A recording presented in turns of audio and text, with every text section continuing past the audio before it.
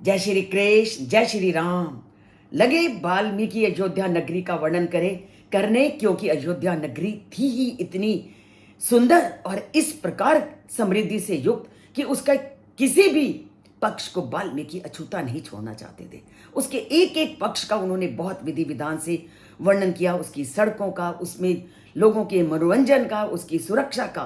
और आज वो वर्णन करते हैं उस अयोध्या नगरी में बनने वाले मकानों की, कि उस अयोध्या नगरी के मकान कैसे थे, कैसी भूमि पर बने हुए थे।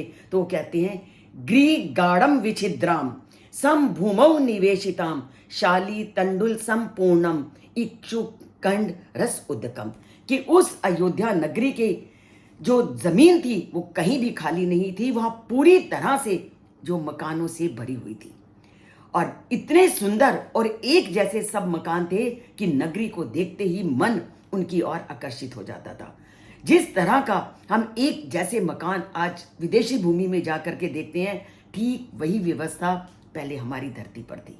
तो हमारी धरती में पूरी सुख समृद्धि जो आज हम विकसित देशों में देखते हैं, पूरी तरह से राम जी के राज्य में विद्यमान थी। और सभी तरह के जो ऐश्वर्य थे, सभी तरह की जो समृद्धि थी, वो सभी उन लोगों के घरों में थी।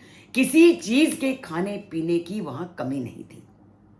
और जल जो कि जीवन का आधार है, उस जल के बारे में क्या कहा गया है कि वो जल इतना मीठा था कि इक्षुकंड रस उद्यकम, कि उसका स्वाद ऐसा था, ऐसा मीठा था कि मानो गन्ने का कोई रस पी रहा हो। और वो जो जल था उस स्वास्थ्य को बढ़ाने वाला है। इसका मैं आपको छोटा सा उदाहरण देती हूँ।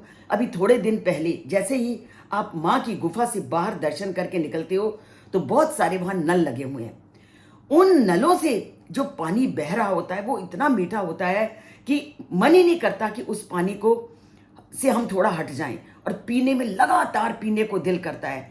ठीक ऐसी ही जल की व्यवस्था थी, ऐसा ही जल था उस अयोध्या नगरी में जो इतना मीठा था, और जीवा पर अगर उसका स्वाद लग जाता था तो जीवा उस पानी को निरंतर पीने का प्रयास करती थी। इसीलिए उसके जल की तुलना किसके की, इक्षु को दंड रस उदकम, कि उसका जो रस था वो कैसकी तरह था, गन्ने के जैसा। उसका जो जल का स्वाद क्या था, मानो आप गन्ने का रस पी रहे हो, इतना मिठास से वो युक्त था।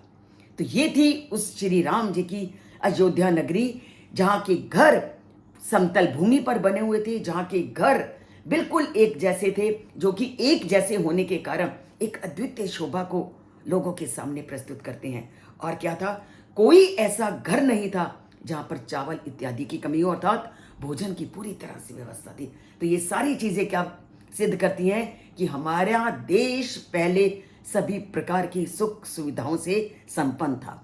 और आज भी हम यही कामना करते हैं कि हमारा देश इन्हीं सभी जरूरतों को पूरा कर सके और ये विकसित देश की श्रेणी में आए।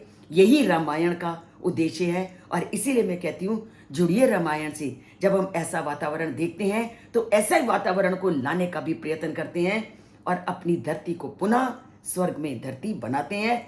इसलिए चैनल से जुड़िए, जय श्री राम बोलिए, जय श्री राम लिखिए और उस परमात्मा से अपना नाता जोड़िए।